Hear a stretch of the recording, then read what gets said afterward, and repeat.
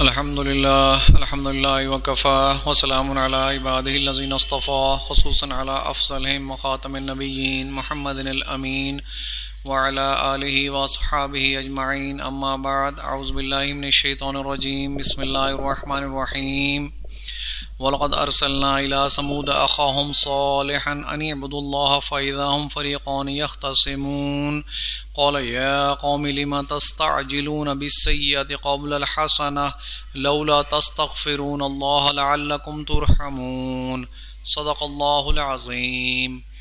رب اشرح لي صدری ويسر لي امری واحلل عقدۃ من لسانی یفقهوا قولی۔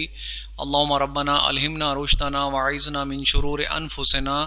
اللهم ارنا الحق حقا وارزقنا اتباعه وارنا الباطل باطلا وارزقنا اجتنابه آمین یا رب العالمین۔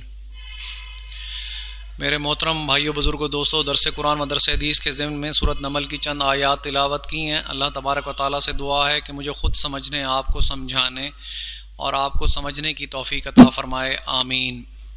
پچھلے گزشتہ چند دروس میں حدیث جبریل کا ذکر ہو رہا تھا، اور اس سلسلے میں ہم نے بہت سارے مباحث جو ہیں وہ مکمل کر لیے تھے، جس میں اسلام کے بارے مباحث تھے، ایمان کے بارے مباحث تھے اور احسان کے بارے مباحث تھے۔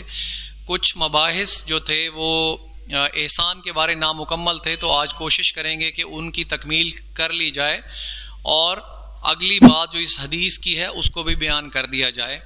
تو حضرت جبریل علیہ السلام حضور محمد مصطفیٰ احمد مجتبیٰ سے سوال کرتے ہیں کہ فَأَخْبِرْنِي عَنِ الْإِحْسَانِ، کہ اے اللہ کے رسول صلی اللہ علیہ وسلم مجھے احسان کے بارے مطلع فرمائیے، مجھے بتائیے کہ احسان کیا ہے۔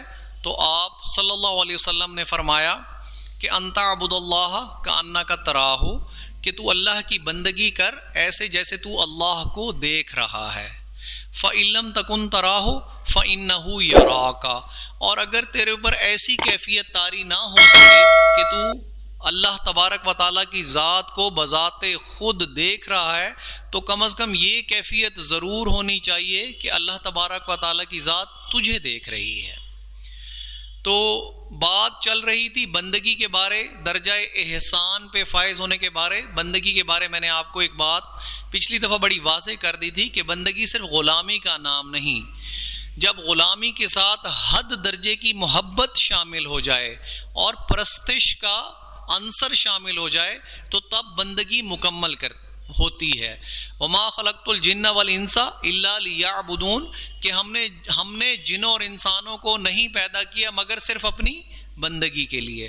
اب بندگی کا میں نے آپ کو بتا دیا تھا کہ حضرت امام تیمیہ رحمۃ اللہ علیہ اور ان کے شاگرد حافظ ابن راکم، انہوں نے کہا کہ جو بندگی ہے یہ تجمع اثنین، دو چیزوں کا مجموعہ ہے، غایت الحب مع غایت الذل والخضوع، کہ حد درجے کی محبت جب حد درجے کی غلامی اور خشوع اور خضوع اور توجہ کے ساتھ مل جائے گی تو پھر بندگی جنم لے گی۔ بندگی جنم لے گی دو چیزوں کے ملانے سے۔ تو میں نے کچھ خصوصیات آپ کے سامنے پچھلے جمعہ میں بیان کر دی تھی، وہ خصوصیات ساری انفرادی سطح پر تھیں کہ انفرادی خصوصیات جب انسان کی شخصیت میں شامل ہوتی ہیں، اس کی سیرت نکھرتی ہے تو کیا کیا چیزیں اس میں ظاہر ہوتی ہیں، کون کون سے اعمال اس کے اندر ظاہر ہوتے ہیں، وہ پچھلے جمعہ میں نے آپ کے سامنے ذکر کر دیے تھے، سورۃ المومنون کی روشنی میں اور سورۃ الفرقان کی روشنی میں۔ کچھ جو خصوصیات رہ گئی تھی سورۃ الفرقان کی، اس میں اس کا بیان آج کریں گے کہ والذین لا یشہدون الزور واذا مروا باللغو مروا کراما، کہ وہ لوگ، یہ انفرادی سطح کی بات ہو رہی ہے کہ جب یہ لوگ ان کی جو سیرت ہے وہ نکھر جاتی ہے اور یہ اللہ کے بندے بن جاتے ہیں، عباد الرحمن کی لسٹ میں شامل ہو جاتے ہیں، اللہ تبارک و تعالیٰ انہیں اپنا بندہ کہنا شروع کر دیتا ہے، تو یہ لوگ، ان کی سیرت میں ایک خوبی یہ بھی ہوتی ہے کہ یہ کسی بھی قسم کے جھوٹ پر اپنی موجودگی کو گوارا نہیں کرتے۔ اس میں جھوٹی گواہی دینا تو درکنار، اس کا مضمون تو ضمنی طور پر آیا ہے. مفسرین نے کہا کہ جھوٹی گواہی دینا تو درکنار ان کی شخصیت میں، یہ ایسی جگہ پر بھی نہیں موجود ہوتے جہاں کسی قسم کا جھوٹ بولا جا رہا ہو. یہ ایسی جگہ پر موجود نہیں ہوتے جہاں سے لا یشہدون الزور، کسی جھوٹی جہاں ایسا کام ہو رہا ہو جس میں جھوٹ ملوث ہو، یہ وہاں اپنی موجودگی کو بھی پسند نہیں کرتے. وَإِذَا مَرُّوا بِاللَّغْوِ مَرُّوا كِرَامًا، اور اگر ان کا اچانک کسی ایسے لغو کام پر سے گزر ہو جائے، انسان ہے، بشری تقاضا ہے، بعض اوقات اسے پتہ نہیں ہوتا اور وہ کسی ایسی محفل میں چلا جاتا ہے یا کسی ایسی جگہ سے اس کا گزر ہو جاتا ہے جہاں لغو کام ہو رہا ہو، ایسا کام جس سے نہ کوئی دنیا کا نہ کوئی دین کا فائدہ ہو، تو یہ لوگ کیا کرتے ہیں؟ مرو کراما، باعزت طریقے سے اس محفل سے گزر جاتے ہیں. اس محفل میں یہ اپنی موجودگی کو بھی پسند نہیں کرتے، اس محفل میں یہ اپنی موجودگی گوارا نہیں کرتے. میں نے آپ کو بارہا بتایا کہ مومن کی سب سے بڑی خصوصیت یہ ہے کہ لغو سے اعراض کرے گا. والذین هم عن اللغو معرضون، کہ ایسی بات ایسی محفل میں نہیں بیٹھے گا جہاں لغو بولا جائے. اور لغو کا میں نے آپ کو ترجمہ و تفسیر بتا دی تھی کہ کوئی ایسی چیز جس سے نہ دنیا کا فائدہ ہوتا ہو نہ آپ کے دین کا فائدہ ہوتا ہو. میں نے آپ کو بتایا تھا کہ اس دنیا میں رہتے ہوئے آپ کے پاس سب سے قیمتی چیز آپ کا وقت ہے. اسی وقت کے بارے ہی لوگ جا کر پچھتائیں گے. حضور محمد مصطفیٰ احمد مجتبیٰ کی ایک حدیث پاک ہے کہ قیامت کے روز کوئی شخص ایسا نہ ہوگا جو نادم نہ ہو، الا نادمہ. صحابہ بڑے پریشان ہوئے کہ اللہ کے رسول یہ کیا بات ہوئی کہ ہر شخص ہی نادم ہوگا؟ تو کہاں، ہاں ہر شخص نادم ہوگا. وہ شخص، وہ لوگ جن کے نام اعمال ان کے دائیں ہاتھ میں دے دیے جائیں گے، جنہیں جنت کا پروانہ دے دیا جائے گا، وہ اس پر ندامت کریں گے کہ کاش جو وقت وہاں اللہ کے ذکر کے بغیر گزر گیا وہ اللہ کے ذکر میں گزر جاتا. جب وہ درجہ دیکھیں گے، درجہ احسان والوں کا، دوسری جنت کا درجہ دیکھیں گے، ایک جنت کا فاصلہ دوسری جنت سے ایسے ہوگا جیسے ہم زمین پر کھڑے ہو کر ستاروں کو دیکھتے ہیں. اس حد تک درجے کا فرق جب دیکھیں گے تو اس بات پر ندامت کا اظہار کریں گے کہ جو وقت اللہ کے ذکر کے بغیر گزر گیا وہ ضائع ہو گیا.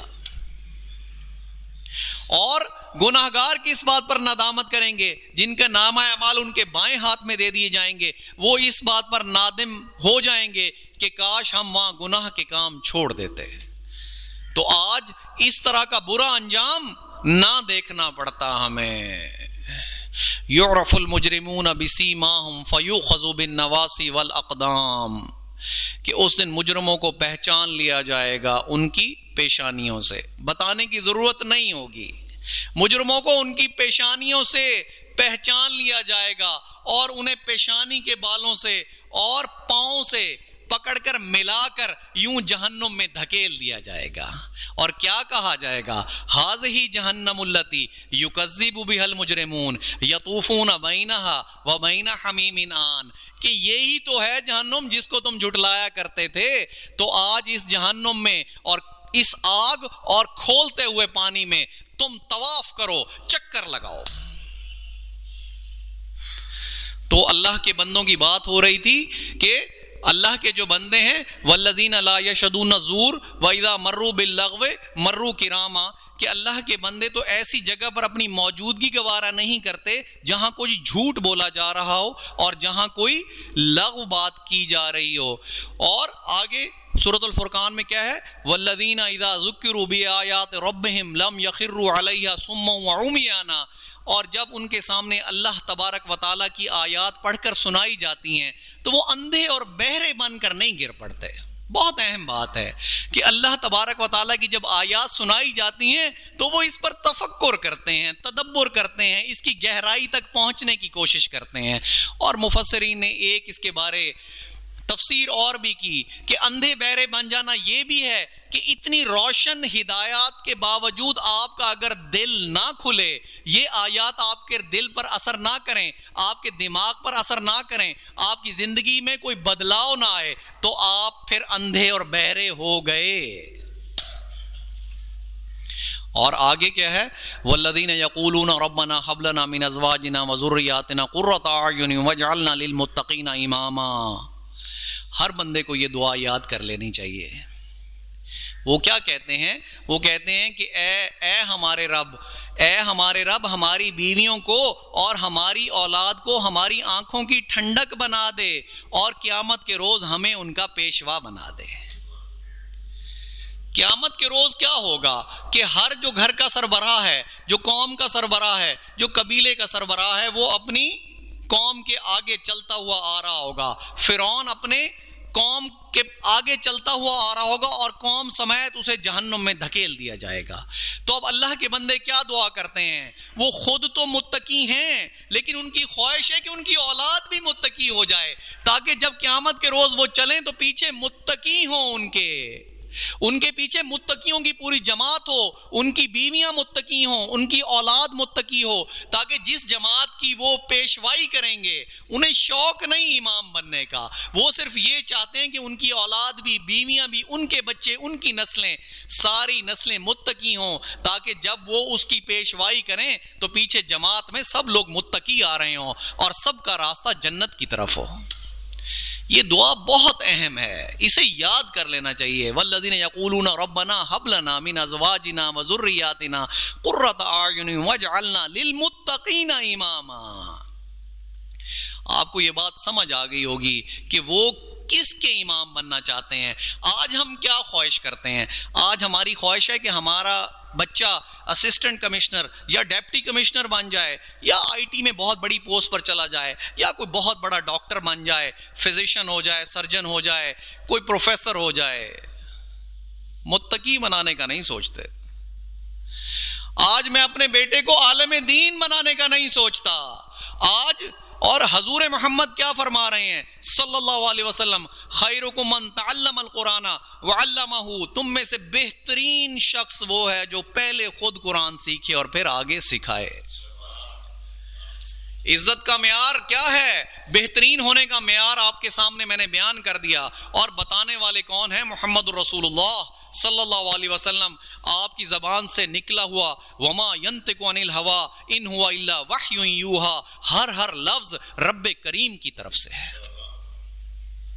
اور اللہ تبارک و تعالیٰ کیا کہتے ہیں؟ ان اکرمکم عند اللہ اتقاکم۔ مجھے پروفیسر نہیں چاہیے، مجھے انجینئرز نہیں چاہیے، مجھے ڈاکٹرز نہیں چاہیے، مجھے بیوروکریٹس نہیں چاہیے۔ مجھے کون چاہیے؟ میرے نزدیک عزت والا کون ہے؟ تم میں سے جو سب سے زیادہ متقی ہے، جو سب سے زیادہ میرے سے ڈرتا ہے، وہ میرے قریب ہوگا۔ میرے نزدیک باعزت وہ ہوگا جو میرے سے سب سے زیادہ ڈرتا ہے، چاہے وہ جھونپڑی میں رہتا ہے، زمین پر سوتا ہے، یا سر پر چھت بھی نہیں، سب سے آگے قیامت کے روز میرے قریب وہی ہوگا۔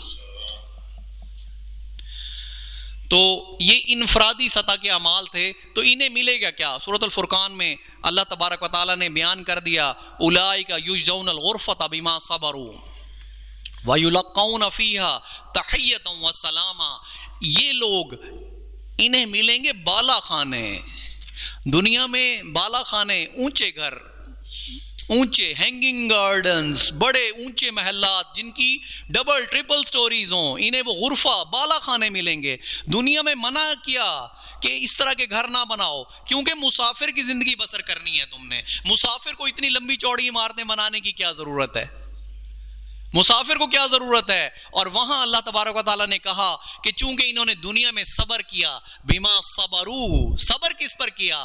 اپنی نفسانی خواہشات پر صبر کیا۔ جو نفس کہتا تھا یہ اس کے خلاف چلتے تھے۔ نفس کہتا تھا دولت کٹھی کر لے، چاہے حلال سے ہے چاہے حرام سے ہے، یہ کہتے تھے نہیں، میرا رب مجھے دیکھ رہا ہے یا میں رب کو دیکھ رہا ہوں۔ جب اتنی بڑی نگرانی میری ہو رہی ہے، اتنا بڑا کیمرہ، سی سی ٹی وی، آج ہم سی سی ٹی وی سے ڈرتے ہیں، دیکھتے ہیں لکھا ہوا ہے کیمرہ لگا ہوا ہے، کیمرے کی آنکھ آپ کو دیکھ رہی ہے۔ آپ کو رب کا نظر نہیں آتا کہ رب ہر وقت آپ کو دیکھ رہا ہے، ہر آن، ہر لہجہ، ہر سیکنڈ آپ کو دیکھ رہا ہے؟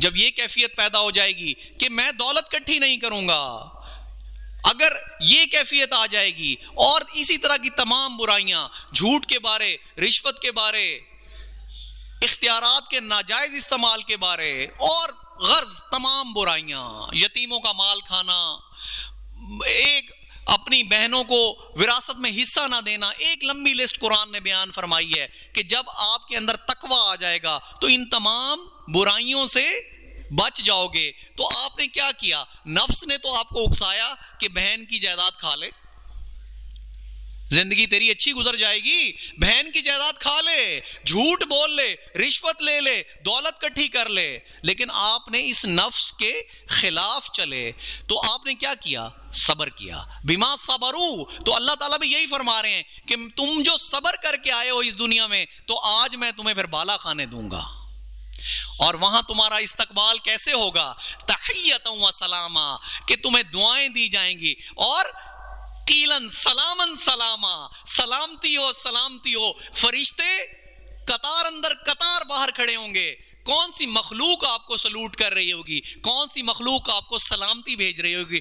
آپ سوچے ہو تو صحیح، جو اللہ کی برگزیدہ مخلوق ہے، جس سے کبھی کوئی گناہ سرزد ہوا نہیں، آج یہاں ایک چوکیدار یا ایک سپاہی آپ کو سلوٹ کر دے تو آپ کا سینہ چوڑا ہو جاتا ہے، سر بلند ہو جاتا ہے، اور اس دن جب اتنی بابرکت رب کی مخلوق آپ کو کہہ رہی ہوگی قیلن سلامن سلاما، تو اس دن آپ کی کیا کیفیت ہوگی؟ خالدین فیہا حسنت مستقرا و مقاما، وہ اس جنت میں رہیں گے ہمیشہ ہمیش، اور کیا ہی بہترین جگہ ہے، کیا ہی بہترین جگہ ہے، عارضی قیام کے لیے بھی اور مستقل قیام کے لیے بھی۔ تو یہ میں آپ کو بتا رہا تھا درجہ احسان پر فائز ہونے والوں کی انفرادی خصوصیات۔ اب میں آپ کو اس میں چند خصوصیات کا اضافہ اور کر دوں گا۔ یہ سورت دہر کے تحت اللہ تبارک و تعالیٰ نے فرمایا یوفون بالنذر ویخافون یوما کان شرہ مستطیرا، وہ نظر کو پورا کرتے ہیں اور ڈرتے ہیں اس دن سے، اس بڑے دن سے جس کا شر چار سو پھیل جائے گا۔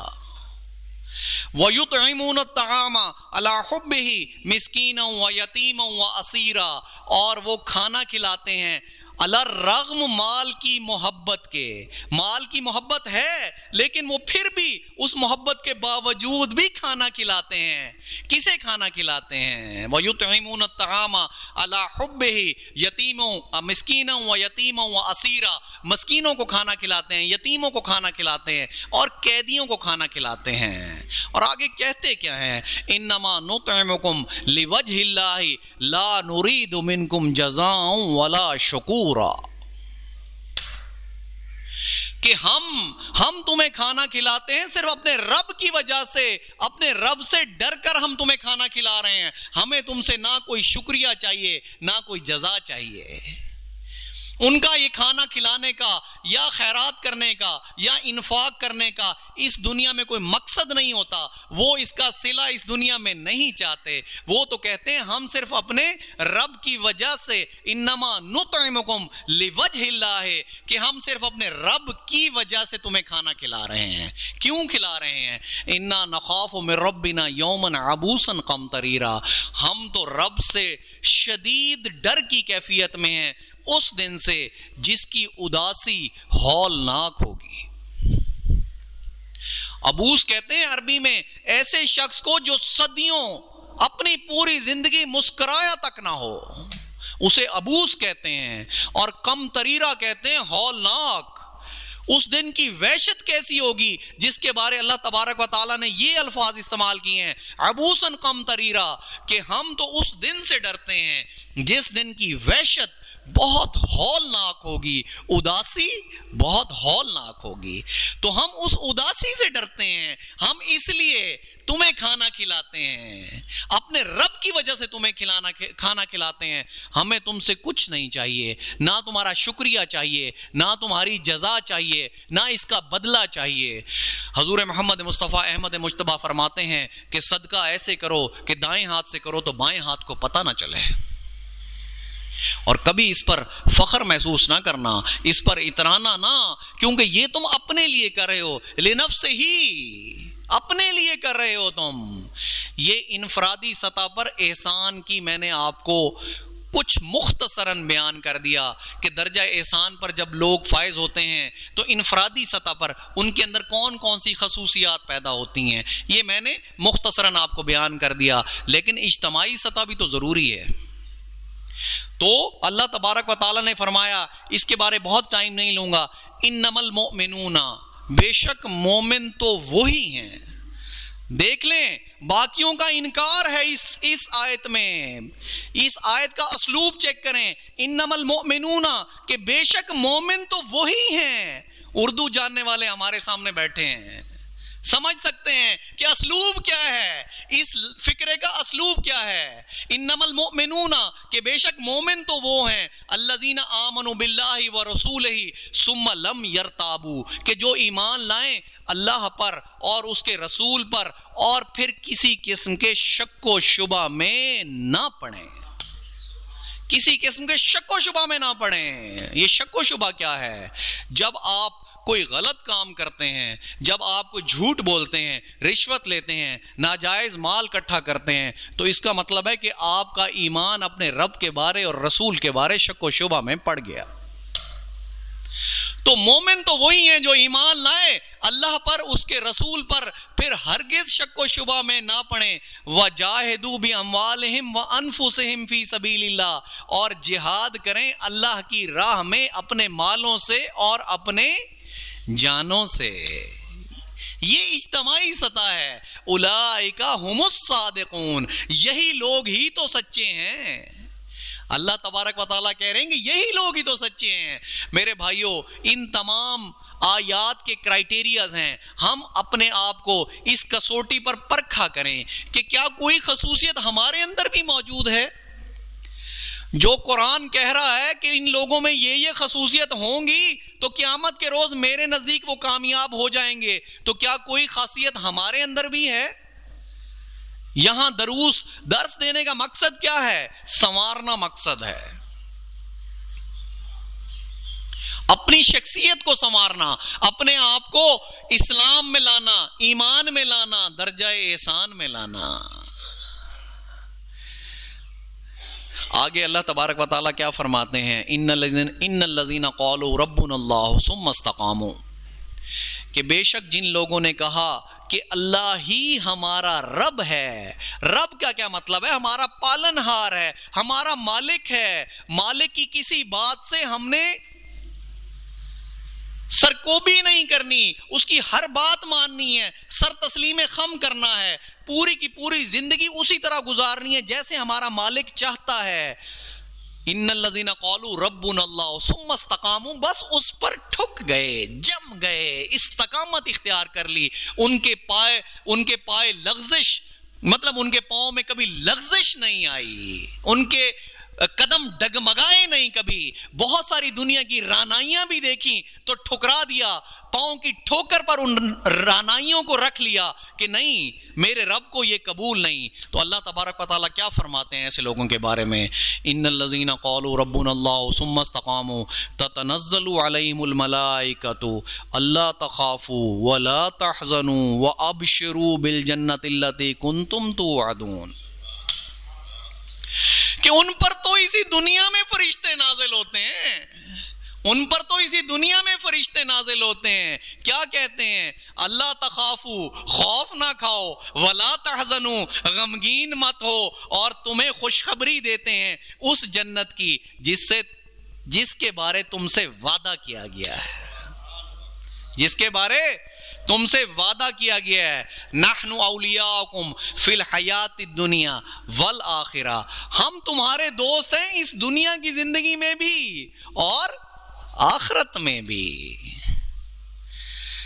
وَلَكُمْ فِيهَا تَشْتَهِي أَنفُسُكُمْ وَلَكُمْ فِيهَا مَا تَدَّعُونَ، اور اس آخرت میں تمہارے نفسوں کی اشتہا، تمہارے نفسوں کی بھوک، جو تمہارے نفس مانگتے ہیں، چاہتے ہیں، سب کچھ دے دیا جائے گا۔ اور اس کے علاوہ کیا دیا جائے گا؟ وَلَكُمْ مَا تَدَّعُونَ، اس کے علاوہ بھی دے دیا جائے گا. تمہارے نفسوں کی جتنی بھوک اور خواہش تو رب جانتا ہے، وہ تو پہلے ہی پوری کر دی جائے گی، پھر جو کچھ مانگو گے وہ بھی دے دیا جائے گا.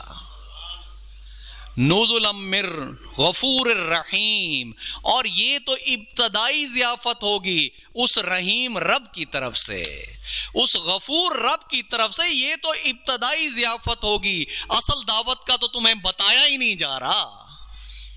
یہ تو ابتدائی ضیافت ہے. مہمان گھر آتا ہے تو ہم کیا کرتے ہیں؟ موسم کے حوالے سے یا چائے دیتے ہیں یا شربت دیتے ہیں، یہ اس کی ابتدائی ضیافت ہوتی ہے.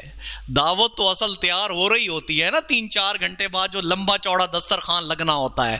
تو رب کریم نے بھی یہی فرمایا کہ یہ تو میں نے نزل والی باتیں کی، یہ تو ابتدائی ضیافت ہے جو تمہاری ہوگی. کس بات پر؟ تم نے مجھے رب مان بھی لیا دنیا میں اور اس پر استقامت بھی اختیار کر لی. تمہارے قدم ڈگمگائے نہیں، دنیا کی رعنائیوں میں تم کھوئے نہیں. مومن کے دل کی مثال ایک کشتی کی سی ہے جو پانی پر تیر رہی ہے، اور پانی کی مثال دنیا کی سی ہے. اگر یہ پانی کشتی کے اندر آ جائے تو کشتی ڈوب جائے گی. تو مومن کو اس دنیا کو اپنے دل کے اندر نہیں لانا. اگر دل کے اندر لائے گا تو کشتی ڈوب جائے گی. یہ درجہ احسان والوں کی میں نے آپ کو انفرادی سطح پر اور اجتماعی سطح پر خصوصیات میں نے آپ کے سامنے رکھ دی. کوشش کیا کریں کہ تمام دروس میں باقاعدگی سے شرکت کریں تو آپ میرے ساتھ جڑے رہیں گے. جو بات میں آپ تک پہنچانا چاہتا ہوں وہ آپ کو بھی سمجھ آئے گی، مجھے بھی مزہ آئے گا، بتانے کا مزہ آئے گا، آپ کو سننے کا مزہ آئے گا، چونکہ اس کا ربط جاری رہے گا ہمارا. تو اگلی بات، حضرت جبرائیل علیہ السلام نے حضور محمد صلی اللہ علیہ وسلم سے کیا پوچھی کہ اے اللہ کے رسول صلی اللہ علیہ وسلم، فاخبرنی عن الساعۃ، کہ مجھے قیامت کے بارے بتلائیے کہ قیامت کب آئے گی. تو اللہ کے رسول نے کہا، قال رسول اللہ صلی اللہ علیہ وسلم، مل مسئول عنہا بعالم من السائل، کہ جس سے سوال کیا جا رہا ہے اس کا علم اور جو سوال کر رہا ہے اس کا علم اس کے بارے ایک ہی ہے. اس پر وضاحت اگلے جمعے کروں گا کہ یہ بات کیا ہے. بہت گہری بات ہے، بہت گہری بات ہے، اور اگلی دفعہ اس حدیث پاک کو انشاءاللہ تبارک و تعالیٰ مکمل کریں گے. بہت عرصے سے قرآن کی آیات میں پڑھتا تو ہوں لیکن وقت نہیں ملتا کہ ان کا ترجمہ و تفسیر کر سکوں. لیکن جیسے یہ حدیث پاک مکمل ہوگی تو ان آیات کا ترجمہ و تفسیر بھی ہوگا انشاءاللہ تعالیٰ. آج کوشش میں نے کی ہے کہ اپنی سپیڈ کو کچھ ہلکا رکھوں، کیونکہ اس کی وجہ سے مجھے خود کچھ پرابلم آ رہے تھے بولنے کی وجہ سے. وآخر دعوانا ان الحمد للہ رب العالمین.